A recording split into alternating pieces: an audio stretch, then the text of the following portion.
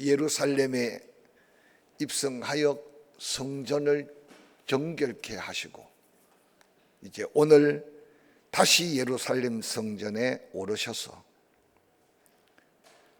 예수 그리스도께서 아버지의 잔, 아버지의 뜻, 묵묵히 그 뜻을 이루어가는 걸음을 한 주간 예수 그리스도의 걸음 통해 발견할 수 있습니다. 우리가 오늘도 내 계획대로 내 뜻대로 살아가는 것 같지만 택하시고 부르시고 거룩하다 하시고 성령으로 인치셔서 내가 죄인됨과 하나님이 나의 아버지 되심을 믿고 믿음으로 살아간다면 때로는 좌로 우로 치우칠지라도 그 길을 바로 인도하셔서 결국 천국 문 앞에까지 이끄실 선한 목자 되신 예수 그리스도를 다시 한번 기억하시기를 주의 이름으로 간절히 축원합니다. 뿐만 아니라 한번 택하여 구원받은 자는 하나님께서 버리지 아니하시고 때로 깊은 구렁텅이 같은 세상에 빠질지라도 하나님의 택함 받은 그는 반드시 건져내시는 하나님의 구원의 신비로운 약속에 대한 믿음을 갖고 이 세상 앞에 당당히 설 수 있기를 주의 이름으로 간절히 축원합니다. 짧은 공생의 3년이지만 하나님이 보내셨고 보내심을 받은 자로서 하나님의 일을 묵묵히 이루어 가시는 예수 그리스도의 그 고백된 말씀과 걸음 속에서 우리의 인생의 참된 믿음의 비밀, 믿음의 비결을 늘 묵상하며 살아갈 수 있기를 주의 이름으로 간절히 축원합니다. 하나님의 거룩한 성전을 장사꾼들의 소굴로 만들어버린 그 현장을 바라보며 안타까운 마음을 금할 길이 없었을 것입니다. 근데 더 나아가서 예수님의 마음을 더욱 안타깝게 했던 것은 백성들을 그리스도께로 이끌어야 할, 아니 백성들을 하나님께로 이끌어야 할 대제사장들과 백성의 종교 리더자들인 백성의 장로들, 그들이 예루살렘 성 안에서 예수 그리스도를 대적하고 있는 모습은 아마 예수 그리스도께서 더 안타까운 모습이 아니었을까 생각했을 겁니다. 그런데 예수 그리스도께서는 그들 앞에 조금도 위축되지 않고 말씀을 가르치시다라고 본문은 기록하고 있습니다. 이때 예수 그리스도께서 향해 책잡아 송사하려는 대제사장들과 백성들의 장로들이 나와 내가 무슨 권위로 이런 일을 하느냐고 따져 묻기 시작합니다. 도대체 너에게 준 권위는 누가 준 권위냐고 따져 묻는 대제사장들과 백성의 장로들의 소리 높은 그들의 소리를 한번 들어보시기를 바랍니다. 오늘 본문 마태복음 21장 23절에 예수께서 성전에 들어가 가르치셨다. 대제사장들과 백성의 장로들이 나와 이르되 내가 무슨 권위로 이런 일을 하느냐, 또 누가 이 권위를 주었느냐고 따져 묻습니다. 묻는 사람은 당시의 종교 지도자들이었습니다. 대제사장들과 백성의 장로들이 예수 그리스도를 향해 질문한 그 내용 중에 이런 일이라고 하는 이런 일이 바로 오늘 질문하게 된 배경이 됩니다. 이런 일이란 예수 그리스도께서 지금 성전에서 행하신 그 일을 의미합니다. 아무도 말하는 사람이 없고 아무도 성전에 일어나는 일에 대해서 대제사장들과 백성의 장로들에게 도전하는 사람이 없었는데 왜 당신이 누가 준 권위로, 누가 준 권세로 성전에 매매하는 모든 자를 내쫓으시고 돈 바꾸는 자의 상을 엎으시고 비둘기 파는 자의 의자를 둘러 엎으신 일, 감히 상상조차 할 수 없는 일을 했느냐고 따져 묻고 있는 겁니다. 예수 그리스도께서는 진리를 따라 행하셨고 예수 그리스도께서는 하나님의 성전 회복에 대한 영적인 거룩한 가르침을 가르치셨으나 전혀 가르침을 받고자 하는 마음이 없었던 대제사장들과 백성의 장로들, 그들 앞에 행하는 예수 그리스도의 모습은 이해할 수 없었고 받아들일 수가 없었던 거죠.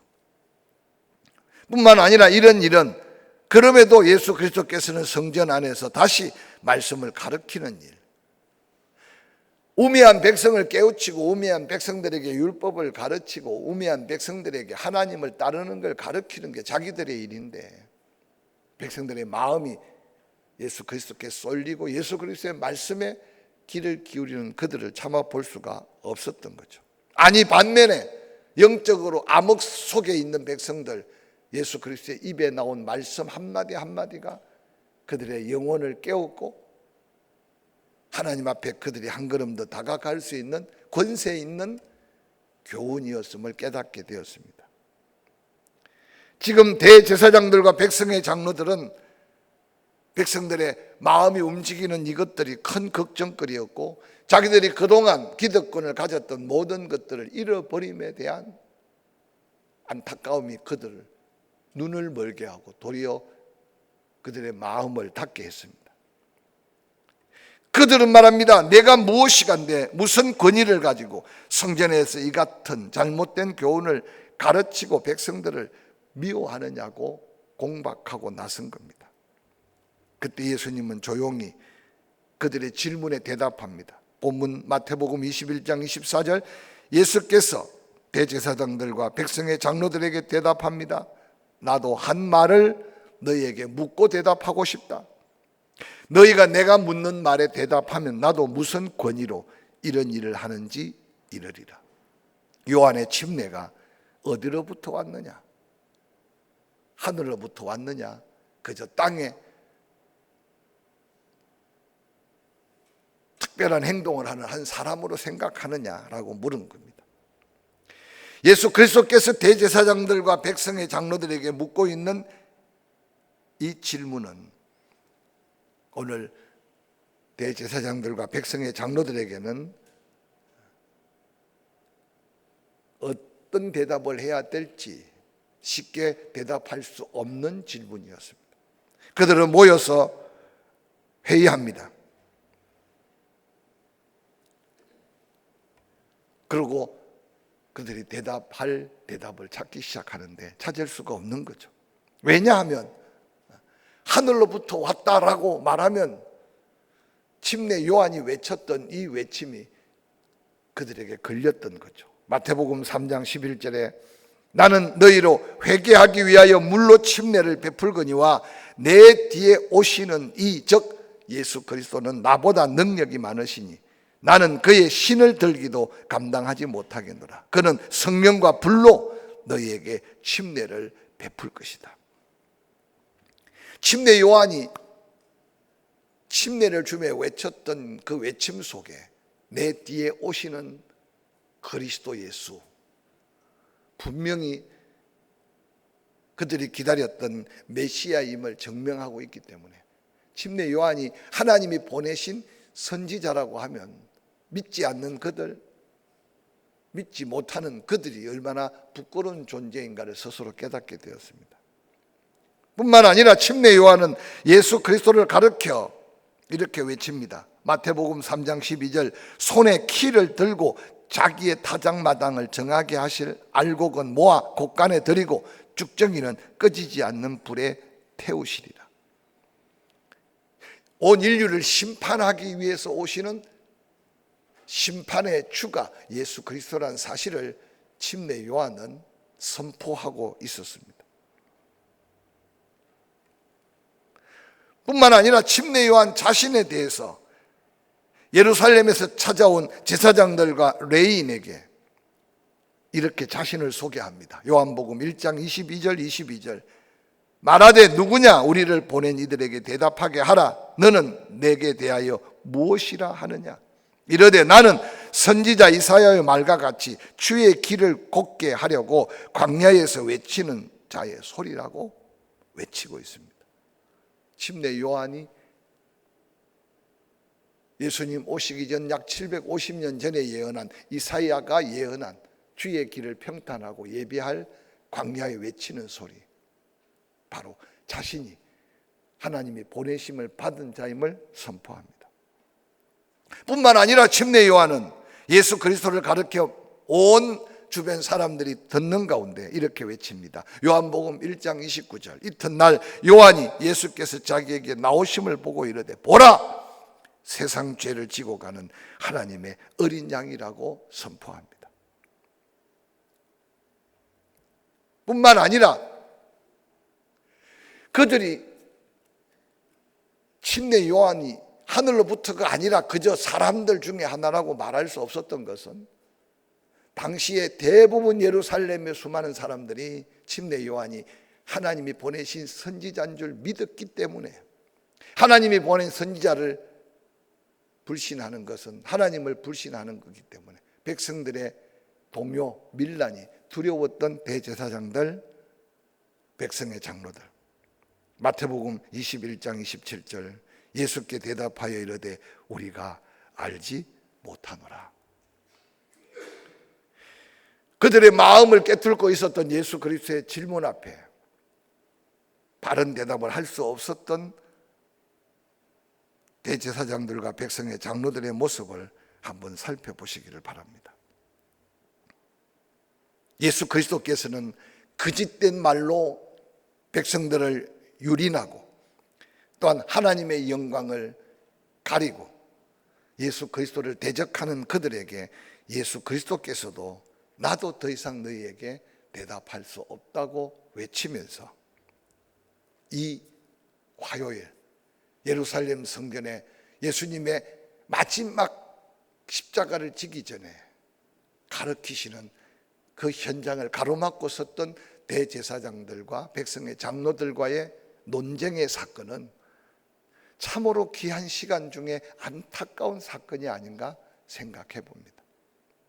그리고 이어서 예수님은 아무 대답만 하시지 않은 것이 아니라 이어지는 29절부터 32절에 한 비유로 말씀하시면서 귀를 기울이고 있는 수많은 백성들에게, 아니 마음을 닫고 귀를 닫고 있는 대제사장들과 백성의 장로들에게 그들의 영혼을 마지막 안타깝게 여겨 외쳤던 비유의 말씀이 두 아들에 대한 비유입니다.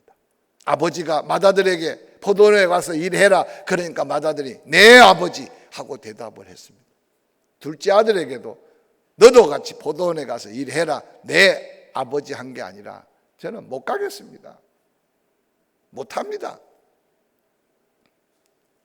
그리고 시간이 지났는데 아버지 앞에 네 하고 대답했던 맏아들은 포도원에 가지 아니했고, 못 가겠습니다 하고 했던 둘째는 가다가 마음을 돌이키고 포도원에 가서 일을 했다는 이 비유입니다. 아마 비유에 대한 설명을 하지 않아도 맏아들은 하나님을 제일 잘 믿는 것 같고 하나님 말씀대로 제일 잘 순종하는 것 같았던 당시의 대제사장들, 백성의 장로들, 서기관들, 바리새파에 속한 자들, 그들은 늘 네 하는 것 같은데도 말로만 내고 행함이 없는 그들의 모습이었습니다. 그런데 둘째 아들, 이방인들, 구원받지 못할 것 같은 자들, 죄인이라고 손가락질 받는 그들, 아닙니다, 아닙니다, 아닙니다 했는데도 포도원에 가서 일을 하고 있는 행함으로 구원받은 믿음의 모습들을 증거해 줍니다. 주님 앞에서 내 모습은 어떤 모습인지를 한번 묵상하면서 이 둘째 날 예수 그리스도와 발걸음을 맞추어서 동행할 수 있기를 주의 이름으로 간절히 축원합니다. 나는 혹시 주님 앞에 그 침돌은 아닌가? 맏아들처럼 누가 봐도 완벽한 신앙 같은데 내 삶에 혹 행함이 없어서, 그러나 누구든지 회개하면 은혜를 베푸실 예수 그리스도 십자가 붙들고 한 걸음 한 걸음 다가가면 세상 사람 너 같은 게 무슨 교회를 다니라고 할지 모르겠지만 그 가운데 구원의 은혜 안에 하나님의 은혜를 덧입는 이 놀라운 은혜 입은 자의 고백이 우리의 감사로 이어질 수 있기를 주의 이름으로 간절히 축원합니다.